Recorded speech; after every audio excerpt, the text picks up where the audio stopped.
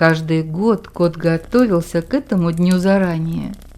Долгими зимними вечерами, развалившись на подоконнике, он прокручивал в голове свой хитрый план, иногда прикрывая рот мохнатой лапой, чтобы никто не заметил, как он посмеивается, в красках представляя картинку будущих событий.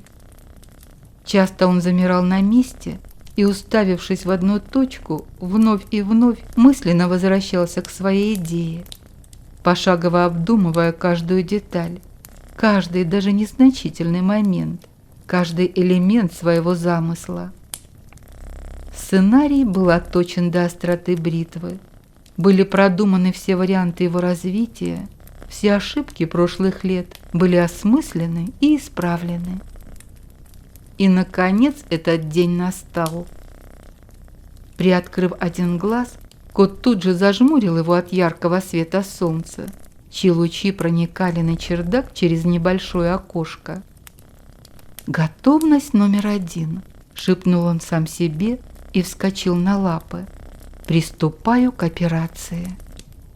Одним из самых опасных этапов непосредственного выполнения плана почему-то всегда становился подход к цели, а именно к локации, обозначенной на его мысленной карте как кладовка.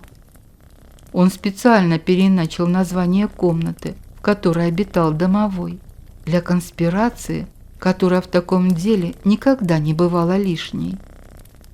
По странному стечению обстоятельств, именно в этот день с котом приключались разные неприятности, которые он списывал на происки темных сил и элемент случайности. Тем не менее, он был убежден в том, что незначительные потери не могут служить поводом для отказа от его гениального плана. И так время пришло. Облизнувшись и пригладив усы лапой, произнес кот и, соблюдая все правила маскировки, направился к двери, за которой находилась лестница, ведущая с чердака в прихожую. Аккуратно подцепив дверь когтями, он медленно потянул ее на себя, но дверь поддалась трудом. Приложив усилия, он резко дернул лапой, и тут же произошло первое несчастье. Откуда-то сверху на него обрушился поток воды, заставив его от неожиданности подпрыгнуть на месте и даже немного взвизгнуть, нарушив режим тишины. Немного придя в себя, кот осмотрел классическую ловушку. На верхнем срезе чуть приоткрытой двери противником было установлено ведерко, наполненное водой, которая опрокидывалась при попытке открыть дверь. «Думали, меня это остановит?» — хмыкнул мокрый кот. «Нет, это даже не преграда, это песчинка на моем пути». Он тряхнул головой, чтобы смахнуть с шерсти капельки воды, и тигриной походкой подкрался к порогу. Выглянув из комнаты, он после короткой зигзагообразной перебежки замер у лестницы, ведущей вниз. Оценив обстановку, кот продолжил наступление. Медленно опустив лапу на первую ступень, он уже перенес на нее вес своего тела. Но вдруг лапа сама поехала вперед, потянув за собой и ее обладателя. Кот, конечно, успел сгруппироваться, ведь он был опытным бойцом. Но, тем не менее, его бока и спина сосчитали количество всех ступеней лестницы. 12. Поднявшись на лапы, как ни в чем не бывало, произнес он. Столько и должно быть, а значит, все идет по плану. Откинув лапой детскую игрушку на колесиках, подложенную неприятелем на первую ступень, которая и стала причиной его падения, кот, хромая, направился к кладовке, стараясь держаться у стены, в точности соблюдая правила скрытного передвижения в условиях боевых действий. До цели оставалось всего ничего. Нужно было пересечь открытое пространство прихожей, свернуть в узкий коридор и открыть первую дверь по правую лапу от него. Выбрав удобный момент, кот выдохнул и, сорвавшись с места, помчался через комнату. Немного забуксовав на повороте, он ворвался в коридор, но тут же был откинут на спину неведомой силой, ударившей его прямо в грудь. По инерции, перекувыркнувшись через себя, он распластался на спине, прямо у двери в кладовку.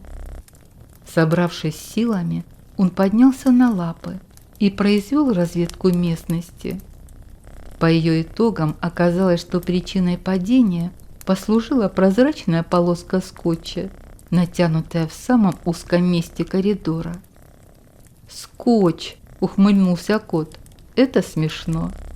Неужели противник думал, что остановит меня этой ловушкой для мух? Льва можно только разозлить, но никогда не удержать». Окинув взглядом последнее препятствие в виде двери в кладовку, он толкнул ее лапой и тут же отступил на шаг назад. Ничего не произошло.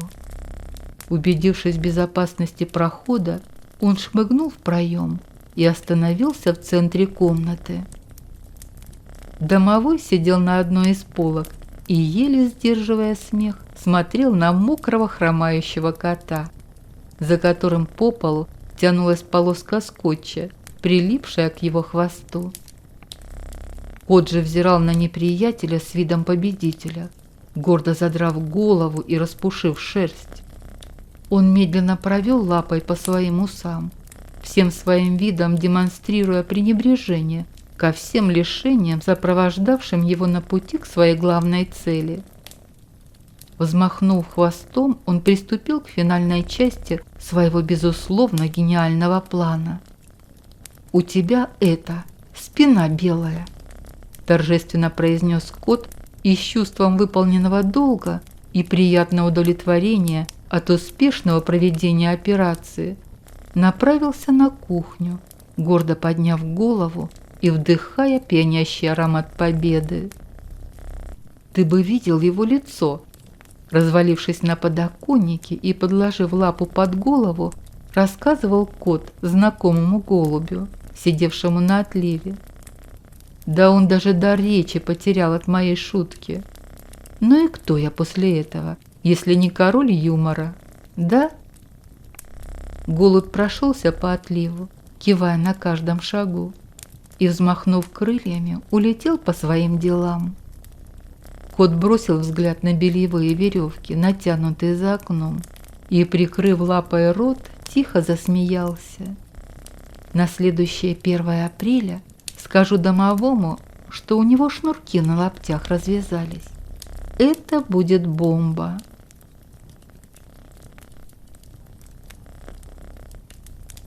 Тени прошлого. Кот, зевая на ходу, вывалился из кладовки и, покачиваясь, направился на кухню.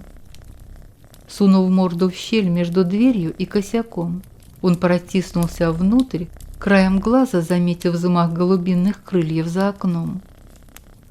На подоконнике сидел домовой и задумчиво смотрел на улицу, не обращая внимания на кота. «Добрый вечер, вообще-то», – недовольно фыркнул кот. «Если вдруг тебя некому будет обучить правилам приличия, то я могу помочь». Домовой вздрогнул от неожиданности. Кажется, он и правда не заметил кота. «Ой, прости, задумался чего-то. Добрый вечер, да, добрый вечер». Он снова уставился в окно, погрузившись в свои размышления. Кот давно уже привык ко всем чудаковатостям своего потустороннего друга, поэтому и сейчас, заметив его странное поведение, не придал этому никакого значения. Подойдя к миске, он лег перед ней на пол и не спеша принялся за свое любимое занятие. «А голуби чего прилетали?» – чавкая кормом, спросил кот. «А, да там», – махнул рукой домовой и спрыгнул с подоконника. «Ну что, вкусно? Ты ешь, ешь. Я пойду в кладовке вздремну пару часов». «Так ночь же скоро. Ты до утра спать будешь?» «Да-да, до утра», – как-то рассеянно проговорил домовой и пошаркал к двери. «Спокойной ночи тогда, бросил ему вслед кот. «Я еще немного поработаю». Работой он называл загрузку в свое пузо корма, воды, молока, если повезет, чего-нибудь со стола, с последующим бегом по дому с выпученными глазами для лучшей переработки груза и последующей его разгрузки. Домовой, услышав о том, что кот собирается поработать, обычно не оставлял это без насмешки. Но сейчас он будто и вовсе не услышал слов кота. Он невпопад кивнул и вышел из кухни, скрипнув дверью в кладовку. Забравшись на полку, он сбил носок, набитый голубиным пухом, укрылся своим любимым шарфом, отвернулся к стене и закрыл глаза. Проснулся домовой глубокой ночью. Свесившись с полки, он посмотрел вниз. Кот развалился на нижнем уровне, посапывая и перебирая во сне лапами. Стараясь не шуметь, домовой аккуратно спустился на пол и, удостоверившись, что кот спит, тихо вышел из кладовки в коридор. Входная дверь, конечно же, была заперта, но это не являлось проблемой, потому что всегда была открыта дверца для кота в нижней части двери, которую предусмотрительно прорезали хозяева дома для своего питомца. Кот даже пару раз воспользовался этим лазом, до той поры, пока однажды не застрял в нем своими пышными формами. После этого постыдного случая он решил, что улица не стоит того, чтобы там бывать, а достаточно лишь иногда посидеть у открытого окна и подышать свежим воздухом. Домовой же, протиснувшись в отверстие, оказался снаружи дома. Он здесь бывал еще реже кота, потому как ему по своей сути делать здесь было нечего. Домовой должен жить в доме, и точка. Но что-то сегодня влекло его наружу, в темноту ночи.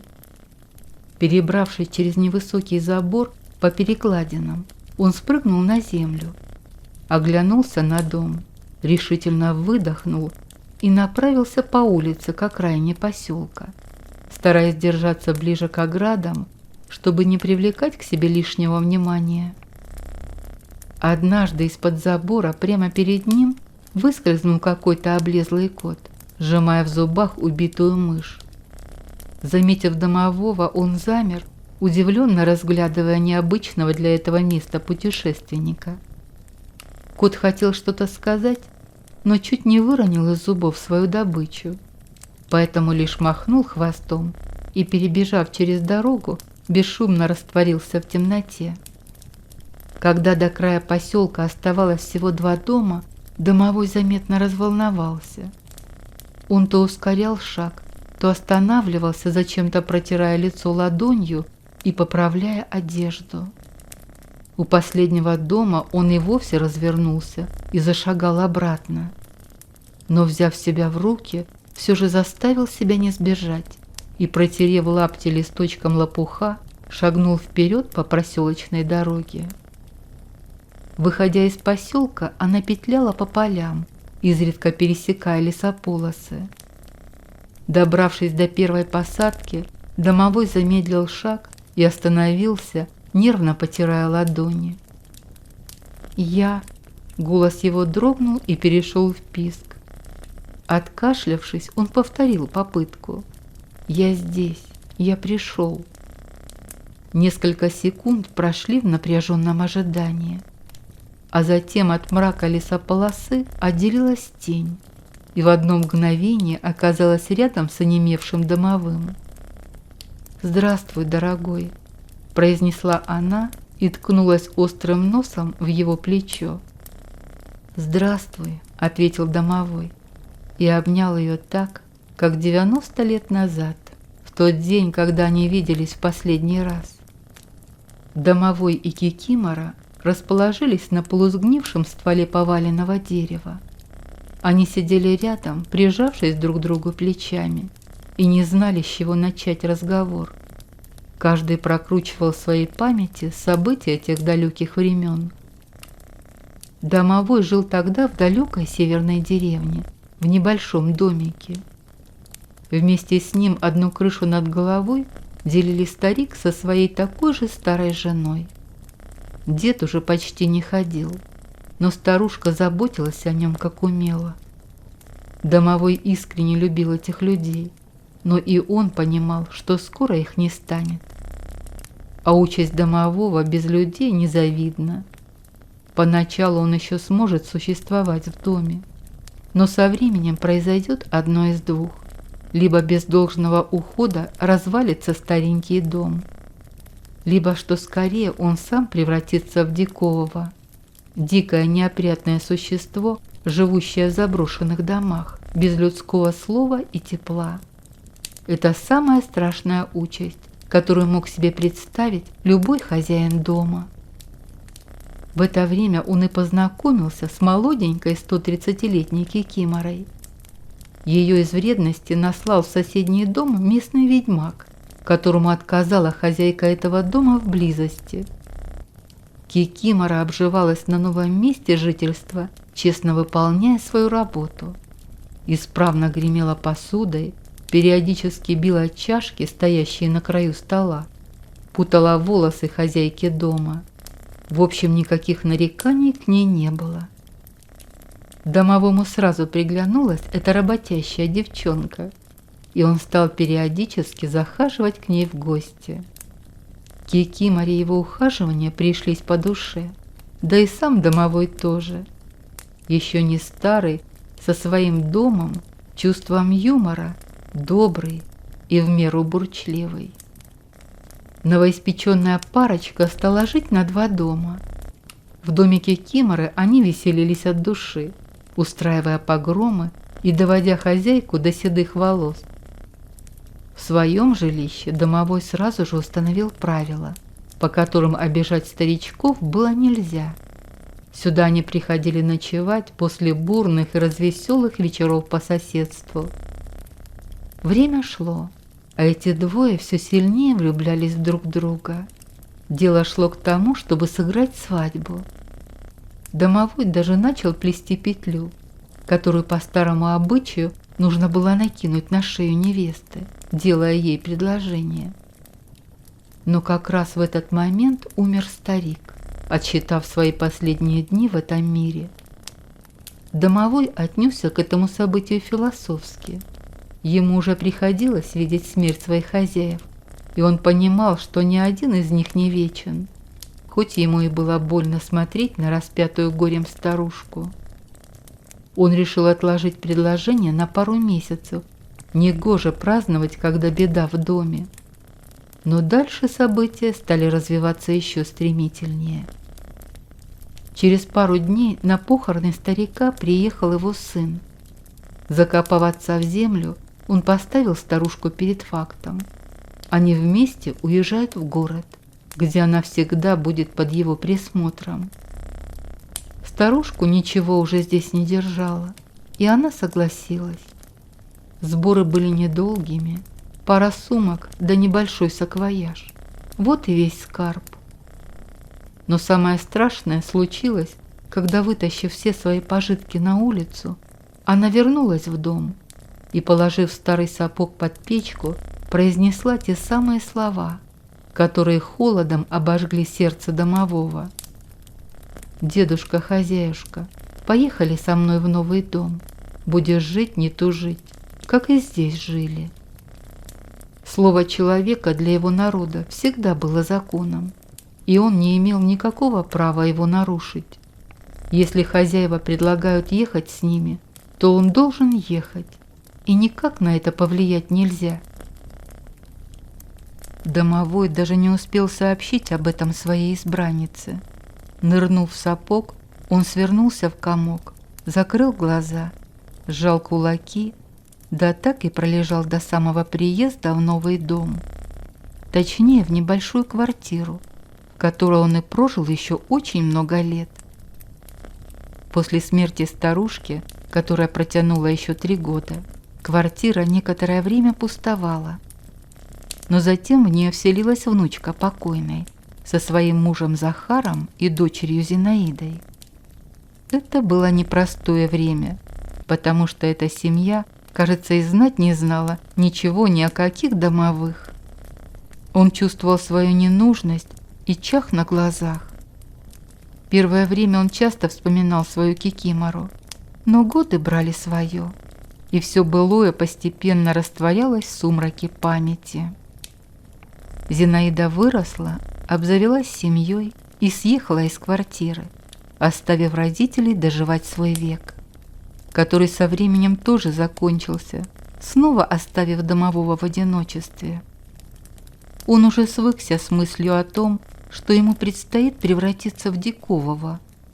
Но однажды в пустую квартиру въехала повзрослевшая дочь Зинаиды. И какое счастье! Девушка вселилась не одна, а с котом. С тех пор жизнь стала налаживаться. Кот оказался своим в доску парнем. Со временем в квартире появился еще и пес, а затем и жених, который взял хозяйку в жены. И они всей дружной семьей переехали в новый дом. Настоящее увлекло домового. Он снова почувствовал себя нужным и теперь уже не вспоминал о прошлом. До сегодняшнего дня, когда голубь вдруг не принес весточку от той самой кикиморы, которая каким-то образом отыскала его на просторах большой страны. Он сомневался, нужно ли ему идти на эту встречу, но в конце концов все же решился. «Пришло, значит, время», — кивнула кикимора. «Ты прости меня за все. Я даже объясниться не успел. Думал, что не поедет никуда старушка. А если и поедет, то обо мне не вспомнит. А оно вон как получилось». «Ты себя-то не вини», — улыбнулась кикимора и положила голову ему на плечо. «Так бывает. Судьба судьбинушка то сводит, то разводит. Я за тобой тоже не смогла бы поехать. Ведьмак тот сказал, что пока свою хозяйку с ума не сведу, чтобы даже шага за порог сделать не смела. Жалко ее было. А что делать? Свела. Пришлось. Как совсем плохая стала, он ее к себе забрал, а я подалась, куда глаза глядят. То с диковатым связалась, чтоб он провалился, нечисть поганая, то сама одна жила в избушке заброшенной, то чуть снова колдуну в лапы не попала. В общем, повидала я на своем веку. «То ли еще будет», — хмыкнул домовой. «Сколько тебе сейчас?» «2 сотню разменяла. Молодая совсем. А ты...» Домовой замялся и потупил взгляд. Неловкая пауза повисла в ночном воздухе. «Замужем, да», — кивнула кикимора.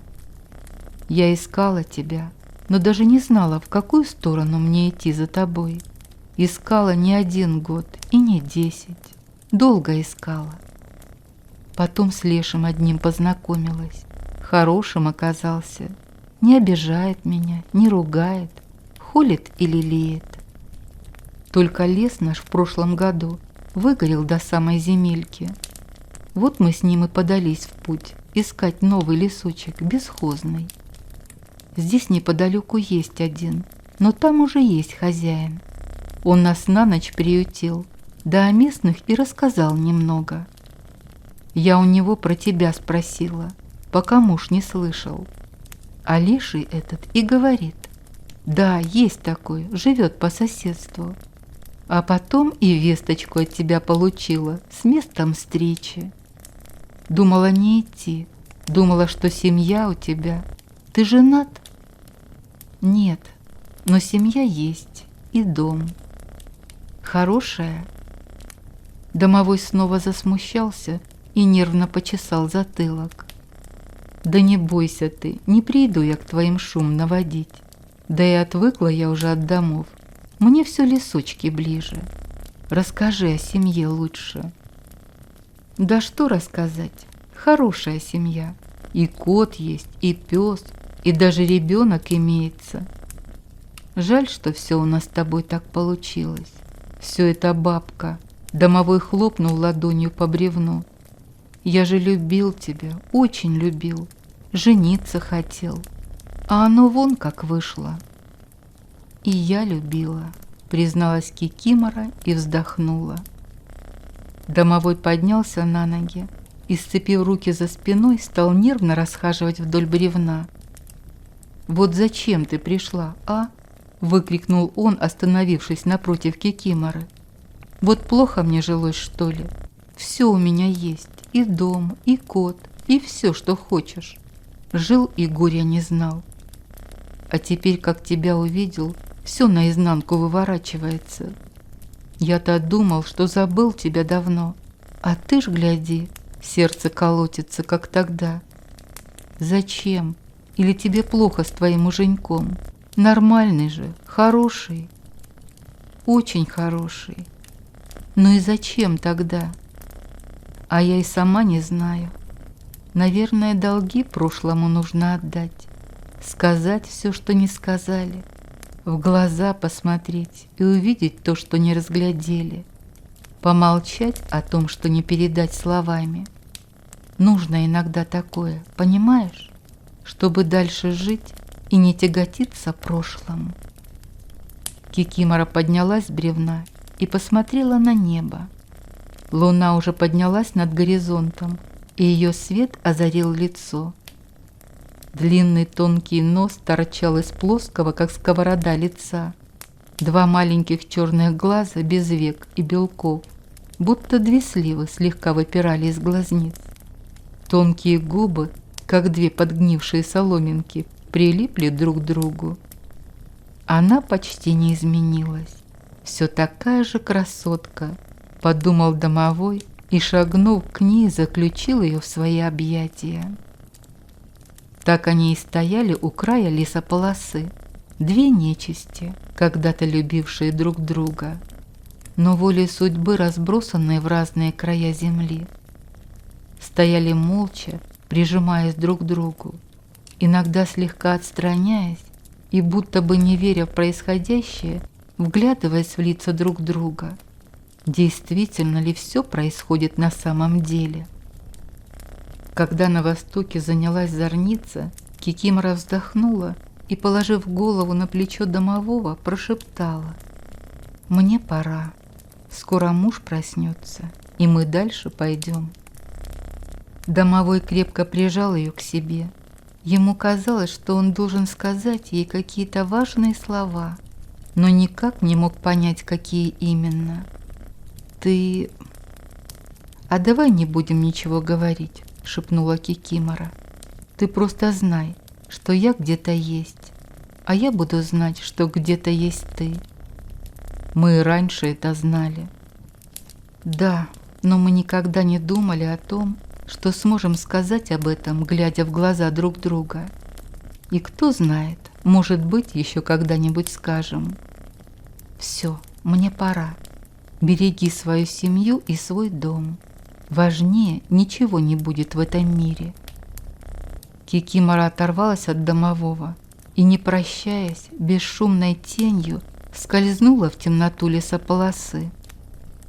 Домовой несколько минут еще постоял в одиночестве, а затем, сунув руки в карманы, побрел домой. Пробравшись через отверстие в двери, домовой оказался в доме. И первое, что он увидел перед собой, была морда кота, всем своим внешним видом выражавшая обиду, презрение, гнев и недовольство. «Ну и где ты был? Я проснулся ночью поработать. Тебя нет». Весь дом обыскал. Думал, что самое страшное случилось, что ты на чердак без меня полез. Где ты был, лапоть? Я на нервной почве все твое молоко выпил, потому что думал, что ты навсегда пропал. Без вести, безвозвратно и неоспоримо. «Ну и дурачок же ты», — хмыкнул домовой. «Меня всего-то пару часов не было». «Да?» — удивился кот. «А будто бы целая жизнь пролетела». «Ох-охо, что же это получается, что я зря твое молоко выпил? Ой, беда какая! И что же теперь делать? Я-то проживу, свое молоко-то я приберег, а ты-то теперь как?» «Ничего, как-нибудь», — бросил домовой, шаркая к кладовке. А как же ты теперь без шарфа спать будешь? Я же его тоже себе забрал. Ну и дела. Обойдусь. Ой, а я же забыл сказать. На верхней полке теперь я сплю. Ну а что? Ты бесповоротно пропавший без вести, а полка пустует. Вот я и перебрался на нее. Это было уже верхом наглости. Домовой повернулся к коту и, сжав кулачки, вперился в него яростным взглядом. Кот мужественно выдержал ментальную атаку и, взмахнув хвостом, подошел к своему другу. «Да пошутил я. Вон твой шарф на верхней полке. Ты лучше расскажи, как все прошло. Встретился?» «А ты откуда?» «Погоди», — прищурился домовой. «А я еще думаю, о какой весточке она говорит, если я ей ничего не отправлял? Я и не знал, что она здесь. Ты что, и к ней, и ко мне голубей с одинаковым сообщением запустил?» «Не я, а мы. Совместная операция была с Лешем», — выпрямил спину кот. «Ты же нам про эту бабенку каждый Новый год по полночи рассказываешь. А тут вот она, здрасте, собственной персоной. Ну вот мы и решили, что не помешает вам эта встреча. Да и мне не помешает. Молоко я твое и правда выпил». «А зачем, кот?» После недолгого молчания спросил домовой. «Зачем вы это устроили?» «Я не знаю, но Леший сказал, что так нужно. Нельзя, чтобы, честно говоря, забыл. Что-то про дружбу какую-то, про любовь-морковь, про прошлое, что его нельзя, что-то там. В общем, сам спросишь, как увидишь». «Спасибо, друг», – растрогался домовой. «Да ладно тебе, пустяки. У меня же тоже была такая история». Укладываясь на своей полке, начал свой рассказ кот. «Когда еще на улице жил, была там одна кошка. Красивая, белая, пушистая. И вот, значит, влюбилась она в меня по уши. Куда я, туда и она. А мне-то что? У меня этих кошек пруд пруди. Я же в молодости всем районом рулил. Сейчас расскажу». Домовой лежал на своей полке, закинув руки за голову. Он слышал эту историю 100 раз, но почему-то всегда считал ее вымышленной. А сегодня ему хотелось верить этому врунишке-коту, своему другу с большим и добрым сердцем. А кому еще верить, если не ему? И я в чарке с задней лапой в челюсть. Она на спину шлепнулась и лежит, не двигается. Вся свора тут же разбежалась. А эта кошка подходит и говорит: «Ты слушаешь? Не спишь еще?» «Нет, не сплю. Рассказывай».